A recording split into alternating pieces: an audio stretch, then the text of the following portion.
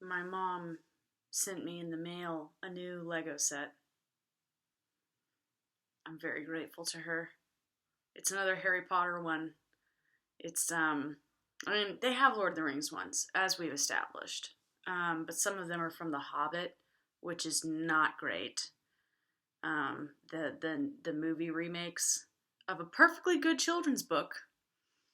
They're just not good movies. They're just nothing like the original trilogy of Lord of the Rings, you know?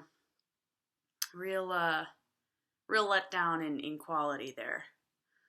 Sorry, Peter Jackson. / whoever made you turn an hour and a half action adventure children's film into 3 fucking movies. Normally I tell you a story from quite a ways back. Could be my childhood, could even be my teenage years.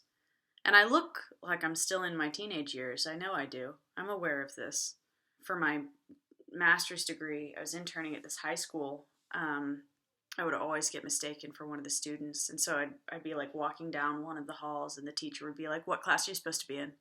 And I would just be like, "Bitch, I'm an intern." And I think what I'm going to start is a mini series within the greater Anecdotes of Anna called Places Where Anna Has Lived.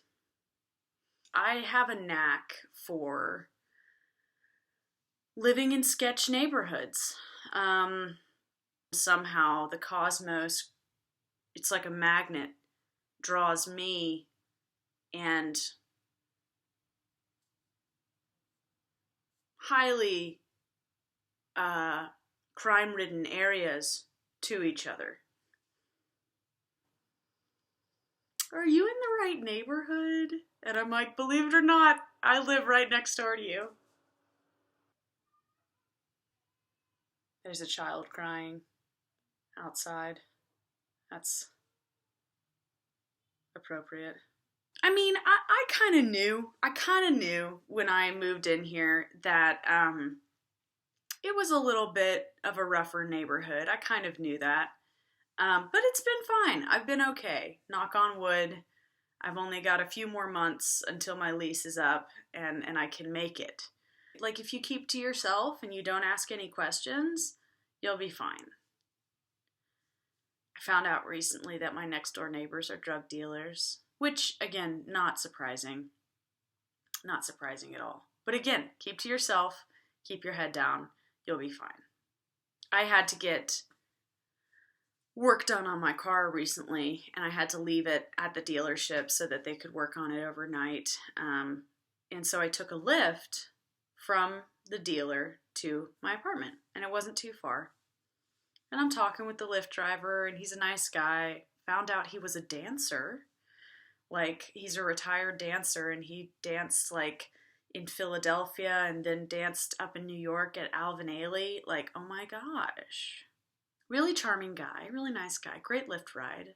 Gave him 5 stars. But as we're nearing my apartment, and you can see the entrance to the complex, he suddenly stops mid-sentence and just goes, "Oh, you live here?" Yeah, I do a lot of pickups and drop-offs from here. And I was like, "Oh, okay." He's like, "People are crazy that live here." And I was like, cool. Cool. What really put the icing on the cake is the next day. So I've gotten my car back and what have you. This was just yesterday. I just spent the whole day doing Shipt, and I came home and I was like, you know what? I want a pizza. I'm going to order myself a pizza because I'd gotten some coupons in the mail from Domino's. So I was like, I deserve this. And I do the little online order and I put in my coupon and I was so excited. Oh, I get this call from an unknown number like immediately after I put in my order, and I'm like, that could be Domino's, but I don't really pick up unknown numbers anymore because of things like what happened last video. It might be someone trying to pull a prank on you, like the Who Wants to Be a Millionaire prank, which that would be much more entertaining, honestly, than the phone scams that happen nowadays. I don't answer unknown numbers. That's the important information you need to know. But it left a voicemail, and I was like, let me listen to this voicemail. Hey, Miss Brown, this is Joe with Domino's. I am really sorry to tell you this. We don't deliver to that address anymore. For security reasons.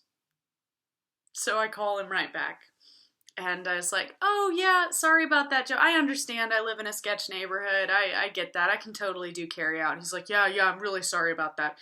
We've just had too many of our guys robbed over there over the past few years. And I was like, yeah. That was a first. That was a first for me. I've never had a business call me back and say, we can't deliver to your address for security reasons. Yeah, I think that'll start a new little mini-series, places where Anna has lived. Once you've lived in a sketch neighborhood, you know that firecrackers are not firecrackers. Except maybe on the 4th of July. But also 4th of July is a really good time to cover up a gunshot because everyone's doing fireworks. Anyways, these things you learn. Things you learn. The only things that I've had an issue with are the loud mariachi music and the really, and I understand you got to make a living, but the ice cream truck that during the spring and summer is incessant, and it seems to park right outside my window, and just the music is going.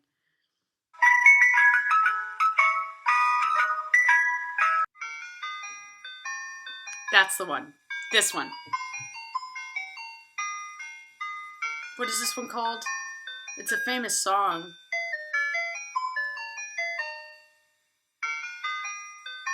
It was in The Sting, that movie with Robert Redford.